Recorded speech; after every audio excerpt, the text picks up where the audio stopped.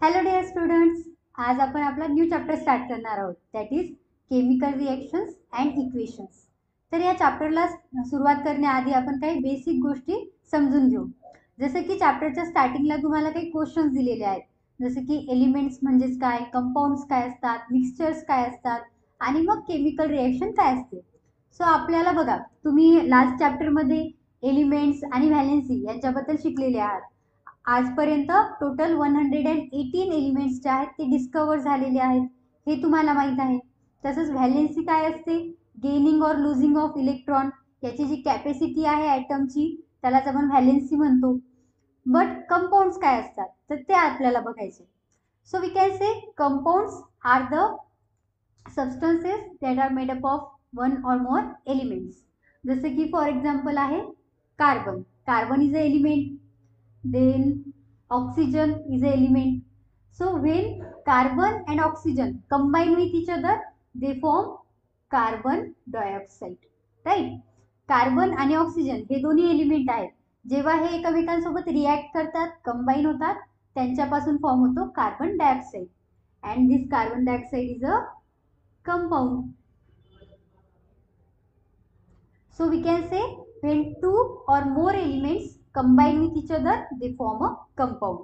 तसंच कंपाऊंडचे example water सुद्धा आहे, कारण वॉटरमध्ये सुद्धा काय आहे, एक हायड्रोजन एक ऑक्सिजन, त्यांनी मिळून वॉटर म्हणजेच H2O बनलेला आहे. So it is also a compound. मग आता जे कंपाऊंड्स आहेत, वेगवेगळे एलिमेंट्स किंवा कंपाऊंड्स हे जेव्हा एकत्र येतात त्यांच्यापासून फॉर्म होतात mixtures. For example air. Air यामध्ये सिंगल सबस्टन्स नाही आहे. एअरमध्ये ऑक्सिजन आहे, नायट्रोजन आहे, कार्बन डायऑक्साईड आहे, नायट्रोजन ऑक्साईड आहे किंवा नायट्रोजन डायऑक्साईड आहे, सल्फर आहे. So different gases get together, combine with each other and they form a air. तर वेगवेगळ्या गॅसेसनी एकत्र येऊन आपली एअर बनवलेली आहे. So air is a mixture. So I hope तुम्हाला कंपाऊंड आणि मिक्सचर आता समजलेले आहेत. तर आता बघा, हे जे मिक्सचर आहेत किंवा कंपाऊंड्स आहेत यांच्यापासूनच आपलं पूर्ण नेचर बनलेलं आहे. म्हणजे आपली होल युनिवर्स वेगवेगळ्या कंपाऊंड्स पासून, एलिमेंट्स पासून, मिक्सचर्स पासूनच बनलेली आहे. आणि हे जे मिक्सचर्स आहेत, कंपाऊंड्स आहेत, हे डेली किंवा आपण म्हणू शकतो की एव्हरी टाइम हे चेंजेसमध्ये जातात. म्हणजे यांच्यामध्ये काही ना काही चेंजेसेस होत असतात. आणि हे जे चेंजेस आहेत यांना आपण दोन टाइप्समध्ये डिवाइड करू शकतो. One is physical change and the other is chemical change. So what is mean by physical change?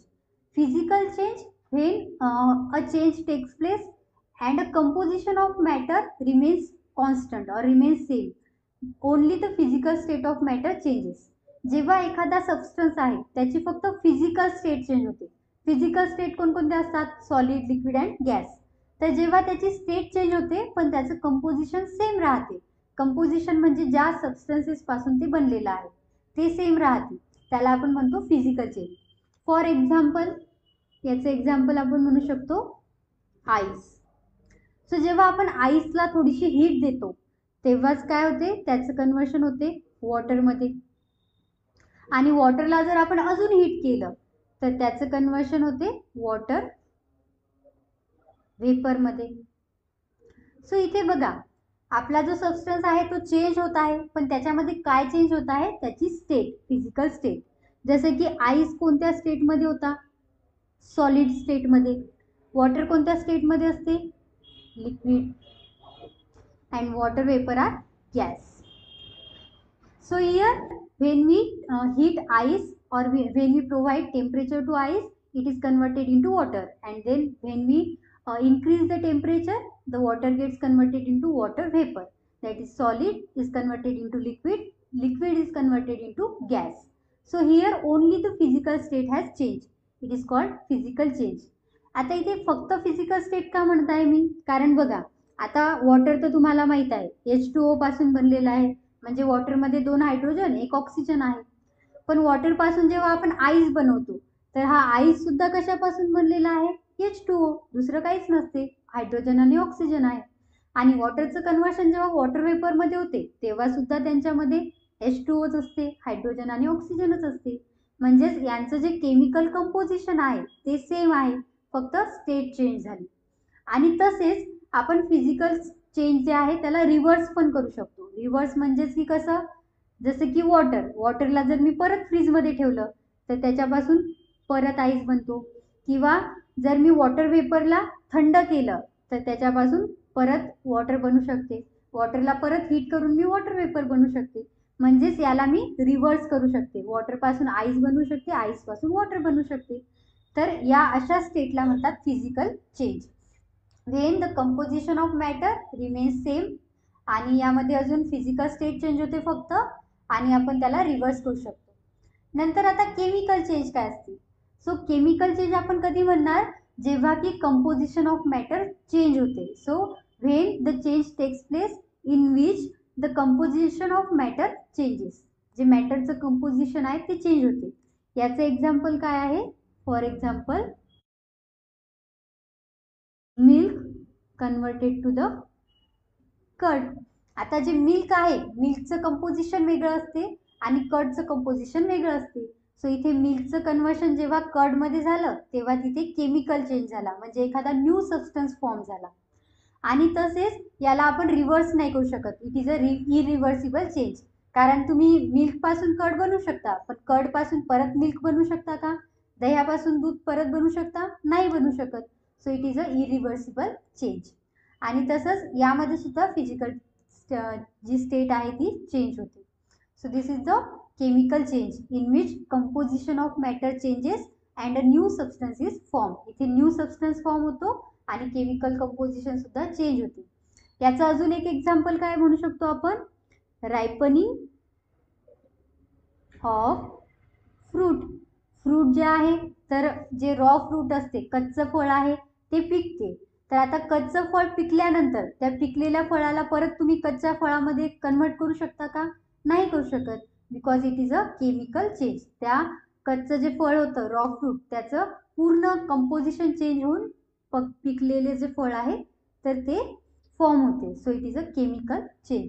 तसंच cooking of food is also chemical change. आणि ते जर आपण म्हणलं ब्रेकिंग ऑफ ग्लास, जर एखादा ग्लास आहे, काच आहे, आणि तो आपल्या हातातून सुटला आणि खाली पडला तर तो फुटून जातो. पण फुटल्यानंतर सुद्धा तो काचच आहे, त्याचा प्रत्येक तुकडा काचच आहे. म्हणजे त्याची स्टेट चेंज झाली पण त्याचं कंपोजिशन सेम आहे. जेव्हा चांगला होता तेव्हा पण काच होता आणि जेव्हा फुटला तेव्हा पण काचच आहे, ग्लासच आहे. So it is a physical change. Okay. So physical आणि केमिकल चेंज समजलं. आता आपल्याला बघायचे केमिकल रिॲक्शन म्हणजे काय. सो बघा, केमिकल रिॲक्शन म्हणजेच काय, जसं की ह्या मी लिहिल्या त्या केमिकल रिॲक्शन आहे. Hydrogen, 2 hydrogen plus oxygen they form H2O. Okay. आता इथे हायड्रोजन आहे आणि ऑक्सिजन आहे, यांच्यामध्ये काय झालं, कॉम्बिनेशन झालं, म्हणजेच रिॲक्शन झाली. दे रिॲक्टेड विथ इच अदर आणि त्यांच्यापासून एक नवीन सबस्टन्स फॉर्म झाला. तर ही जी रिॲक्शन आहे यालाच आपण म्हणतो केमिकल रिॲक्शन.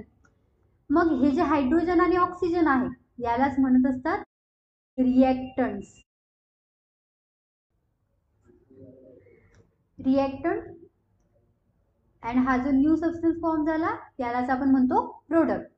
तर बघा, जे पण केमिकल्स आहेत जे की रिॲक्शन करत आहेत, एकमेकांसोबत रिॲक्ट होत आहेत, त्यांना आपण म्हणणार रिॲक्टंट. आणि जो नवीन सबस्टन्स त्यांच्यामुळे फॉर्म झाला तो असतो product. So we can say when 2 or more reactants react with each other to form a product, it is called chemical reaction. त्यालाच आपण केमिकल रिॲक्शन म्हणणार. जेव्हा दोन रिॲक्टंट एकमेकांसोबत रिॲक्ट करणार त्यांच्यापासून नवीन प्रोडक्ट फॉर्म होणार, it is chemical reaction. So we can say when hydrogen or when 2 molecules of hydrogen reacted with oxygen they form H2O, this hydrogen oxide. It is called chemical reaction. रिॲक्टंटला तुम्ही काय म्हणणार, the chemical substances which takes part in the chemical reaction. असे chemical substances जे की रिॲक्शनमध्ये part देतात त्यांना आपण म्हणणार रिॲक्टंट. प्रोडक्टला काय म्हणणार, the new substance form after the chemical reaction, it is called product. Chemical reaction झाल्यानंतर नवीन जो सबस्टन्स बनतो त्याला आपण प्रोडक्ट म्हणणार. सो आता आपण याच्या समोरचं बघू की केमिकल इक्वेशन काय असते, वर्ड इक्वेशन काय असते.